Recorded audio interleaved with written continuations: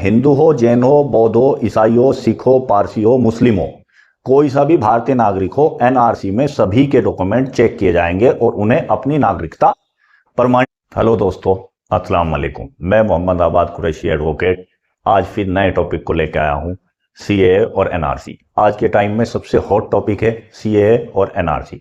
सबसे ज्यादा लोग परेशान हैं, पैनिक हो रहे हैं, जबकि इसमें पैनिक होने वाली कोई भी ऐसी बात नहीं है, लेकिन परेशान बहुत ज्यादा हैं। उन्हें लग रहा है कि अब जो है सीएए आ गया है, अब एनआरसी आएगा, तो उसमें हमें कौन से डॉक्यूमेंट चाहिएंगे, क्या करें, कैसे करें। तो रोजाना तहसील में जो है इस तरह के लोगों की भरमार रहती है। सभी भारतीय जो हैं, ज्यादातर उन लोगों की भरमार है जिन्हें इसकी सही जानकारी नहीं है। मैंने अपनी पिछली वीडियो में सीएए और एनआरसी के लिए पूरी जानकारी देने की कोशिश की और उन वीडियो पे बहुत सारे कमेंट्स आए, लाइक आए, शेयर भी बहुत सारी हुई। उन्हीं सब का मैंने निचोड़ निकालते हुए आज फिर मैं सीएए और एनआरसी की बहुत ही बारीकी से और बिल्कुल स्पष्ट जानकारी देने की कोशिश कर रहा हूं। अगर अभी तक आपकी सीएए एनआरसी की जानकारी स्पष्ट नहीं हुई है तो आप इस वीडियो को पूरा देखें। वीडियो अगर आपको अच्छी लगे तो लाइक करें और अपने ग्रुप में, व्हाट्सएप ग्रुप में इसे शेयर करें और चैनल को सब्सक्राइब करें। चलो तो अब हम शुरू करते हैं। सबसे पहले मैं आपको बता दूं, सरकार ने सीएए लागू किया है। सीएए है क्या? सीएए जो है सिटीजनशिप अमेंडमेंट एक्ट है, जो 2019 में भारत की संसद द्वारा पास किया गया था और अभी फिलहाल जो है 11 मार्च 2024 से पूरे देश में उसके नियम कायदे कानून बना के लागू कर दिया गया है। सीएए से भारतीयों पे क्या फर्क पड़ता है, भारतीय मुसलमानों पे, हिंदुओं पे, सिखों पे, ईसाइयों पे, पारसी पे, किस चीज पे क्या फर्क पड़ रहा है, वो चीज मैं आपको इस वीडियो के माध्यम से बता रहा हूं। सीएए जो है नागरिकता देने का कानून है, न कि नागरिकता लेने का कानून है। सीएए के द्वारा किन लोगों को नागरिकता दी जाएगी? सीएए के द्वारा पाकिस्तान, बांग्लादेश और अफगानिस्तान से आए हिंदू, जैन, बौद्ध, ईसाई, सिख और पारसी जो वहां के अल्पसंख्यक हैं, 2014 से पहले भारत में आ गए हैं और भारत में निवास कर रहे हैं, वैध तरीके से भारत में एंट्री हुई है, वे लोग सीएए के थ्रू भारत की नागरिकता ले सकते हैं। उन्हीं के लिए सीएए कानून में 2019 में अमेंडमेंट किया गया था। इसमें मुस्लिमों को छोड़कर, इन तीनों देशों के मुस्लिमों को छोड़कर, ये जो मैंने 4-5 बताए हैं, इन धर्म के हिंदू, जैन, बौद्ध, ईसाई, सिख, पारसी धर्म के लोग सीएए के थ्रू भारत की नागरिकता ले सकते हैं। तो इसमें भारतीयों से कोई कागज नहीं मांगे जा रहे हैं, भारतीयों की कोई नागरिकता चेक नहीं की जा रही है, भारतीयों का इससे कोई लेना देना नहीं है। ये केवल उन लोगों के लिए है पाकिस्तान, बांग्लादेश और अफगानिस्तान से 2014 से पहले भारत में आए हैं और वापस अपने घर नहीं जाना चाहते और भारत की नागरिकता लेना चाहते हैं। तो सीए बिल्कुल स्पष्ट हो गया है। अब बात करते हैं एनआरसी की। एनआरसी में क्या होगा? एनआरसी में जो है, जो भारतीय नागरिक हैं, भारतीय नागरिक जैन हो, बौद्ध हो, ईसाई हो, सिख हो, पारसी हो, मुस्लिम हो, कोई सा भी भारतीय नागरिक हो, एनआरसी में सभी के डॉक्यूमेंट चेक किए जाएंगे और उन्हें अपनी नागरिकता प्रमाणित। एनआरसी में जो है, मैंने आपको बता दिया, समस्त भारतीयों के, अभी फिलहाल देश में कोई एनआरसी की जिक्र नहीं है। सीएए आ गया है, सीएए के साथ लोगों को लग रहा है कि बहुत जल्दी एनआरसी होगी, लेकिन फिलहाल चुनाव का माहौल है, चुनाव चल रहे हैं, चुनाव की तैयारी हो रही है, तो एनआरसी कब होगी कब नहीं होगी ये तो बाद का विषय है।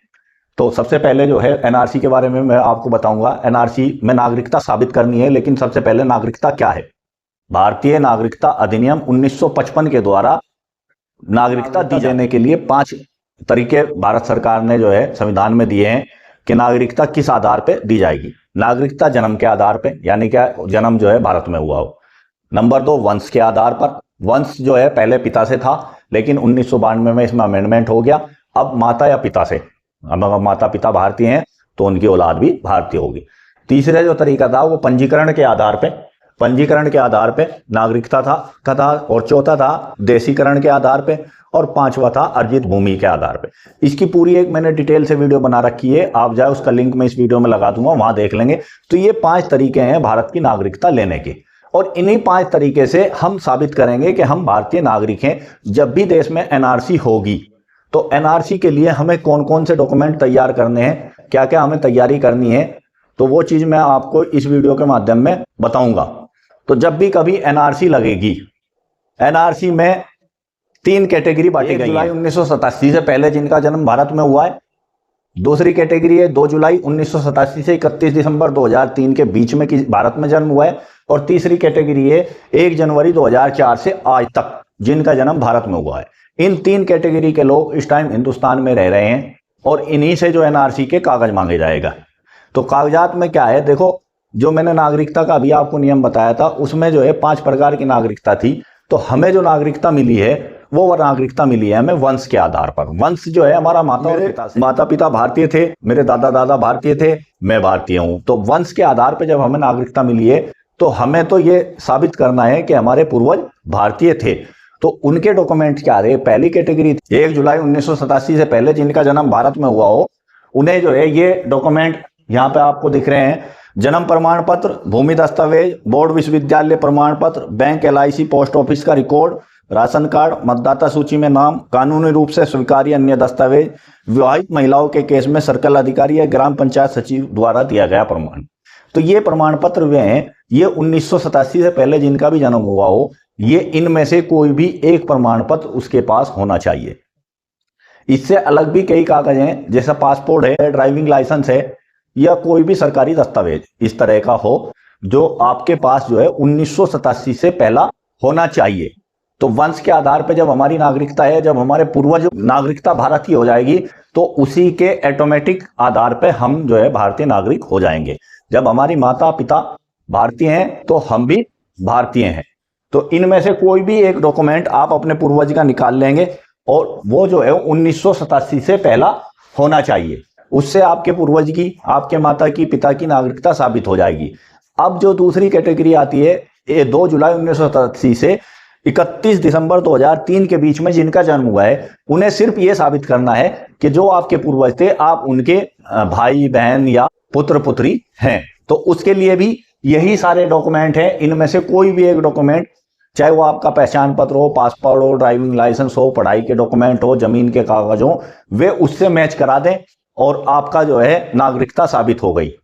तीसरी कैटेगरी आई थी 1 जनवरी 2004 के बाद जिनका जन्म भारत में हुआ है। तो जिनका जन्म भारत में हुआ है उनके लिए तो सबसे बेहतर तो है सबके पास जो है जन्म प्रमाण पत्र होना चाहिए। उनकी उम्र जो है इस टाइम 20-21 साल है, तो उनके सबके पहचान पत्र बनवाइए, जन्म प्रमाण पत्र बनवाइए और उनके सारे डॉक्यूमेंट तैयार कराइए, क्योंकि उनके लिए पूरी लाइफ पड़ी है और डॉक्यूमेंट की हर जगह जरूरत पड़ती है। आगे भी NRC हो या ना हो, NRC होगी सबके लिए होगी, किसी एक के लिए नहीं होगी, किसी एक विशेष धर्म के लिए नहीं होगी। जैसे CAA किया गया है जिसमें मुस्लिमों को बाहर कर दिया गया है, लेकिन अगर NRC होगी तो वो सबके लिए होगी, हिंदू, मुस्लिम, सिख, ईसाई, पारसी, जैन, बौद्ध, सबके लिए, आदिवासी, क्षत्रिय, सब जो भी हिंदुस्तान में निवास करते हैं, NRC अगर लागू होगी तो सब पे होगी, किसी एक धर्म, किसी एक जाति पे NRC लागू नहीं होगी। तो वे जो आपके बच्चे हैं वे उससे मैच कर देंगे। तो ये एक चेन सिस्टम बनाना पड़ेगा। अगर आपके दादा की डॉक्यूमेंट मिल गया एक, तो दादा का नाम जो है, उसके बेटे का जो नाम है वो सिर्फ एक ID से अपने आप को प्रूफ कर देगा मैं इनका बेटा हूं। पोते का जो है पोता इस चीज से प्रूफ कर देगा अपने पिता की ID से, पहचान पत्र, आधार कार्ड, जन्म प्रमाण पत्र, कोई भी ऐसा कागज सरकारी, उस ID से वो प्रूफ कर देगा। तो ये बिल्कुल सिंपल है, बहुत ही आसान है। NRC के लिए कोई ज्यादा भागदौड़ करने की जरूरत नहीं है। बहुत आराम से, बहुत आसान से आपके डॉक्यूमेंट आपके पास हैं, ये हो जाएंगे। और आपने बहुत सारे कमेंट्स मुझे पिछली वीडियो में किए हैं, उन कमेंट्स पे भी मैं एक सेपरेट वीडियो बनाऊंगा। थोड़ा सा लोगों को जो डाउट हो रहा है वो नाम के मिसमैच का हो रहा है। देखो, नाम का मिसमैच जिनका भी है वो गलत है। नाम की जितना भी आप ठीक करा सकते हैं वो ठीक करा लें, क्योंकि अभी आपके पास बहुत समय है। NRC का लिए कोई डेडलाइन नहीं है कि NRC कब आएगी या कब नहीं आएगी, लेकिन आपके डॉक्यूमेंट आप अपना आराम से अच्छी तरह जैसे भी जरूरत समझे ऊपर से लेके चलें।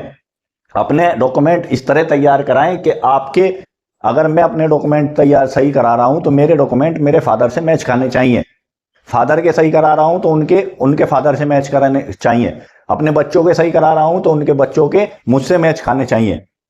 और मेरी एक और ये राय है सबसे, कि जिनकी भी उम्र 18 साल हो गई है वे सब जो है अपने पहचान पत्र अवश्य बनवाएं। भारतीय नागरिक का सबसे मेन सबूत होता है मतदाता पहचान पत्र। और जिन्हें पासपोर्ट की जरूरत है वो पासपोर्ट बनवाएं, जिन्हें नहीं है ना बनवाएं।